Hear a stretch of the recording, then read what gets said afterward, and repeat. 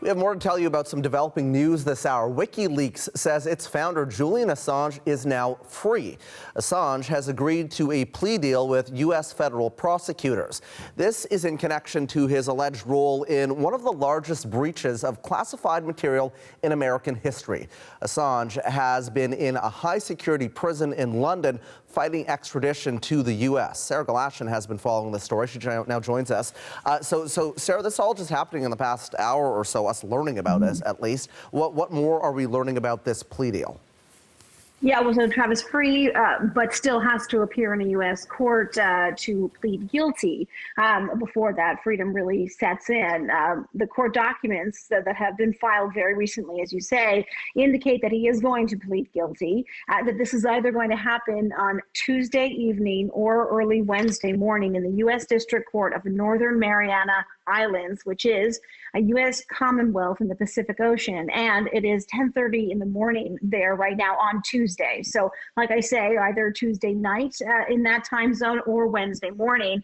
That could possibly be because of possible travel delays, that window being offered there from WikiLeaks. They have posted a video confirming that this is all sort of set into motion, showing Julian Assange out in the open, boarding a plane, being driven in a vehicle to that tarmac, and illustrating that, in fact, this is really all in play here.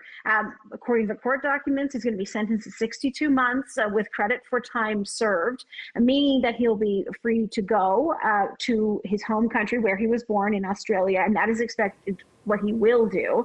His crimes, of course, go back to the first term as U.S. President of Barack Obama. As I say, Assange headed up WikiLeaks. He certainly called himself a journalist.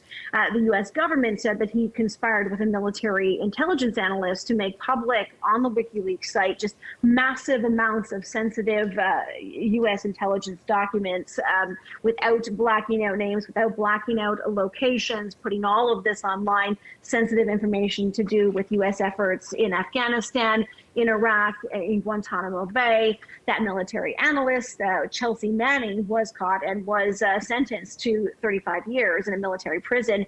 That sentence was eventually commuted by President Barack Obama before he left office.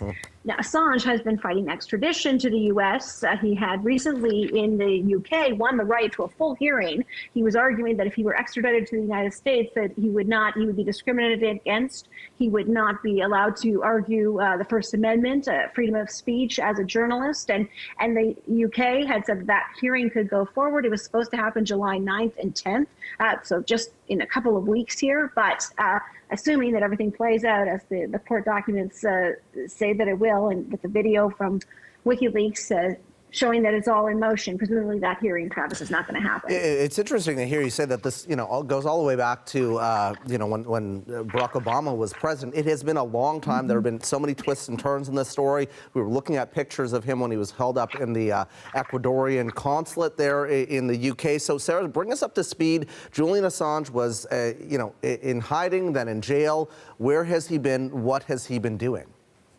Yeah, sort of in hiding, and everyone knew where he was, but he was protected, remember, in the Ecuadorian consulate in the UK. And he was there for 7 years.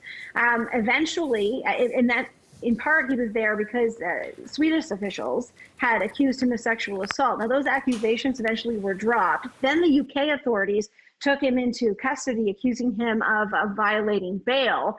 For the last 5 years, he has been held in prison just outside of London, and he's been fighting this extradition, the U.S. trying to extradite him to face charges in the United States.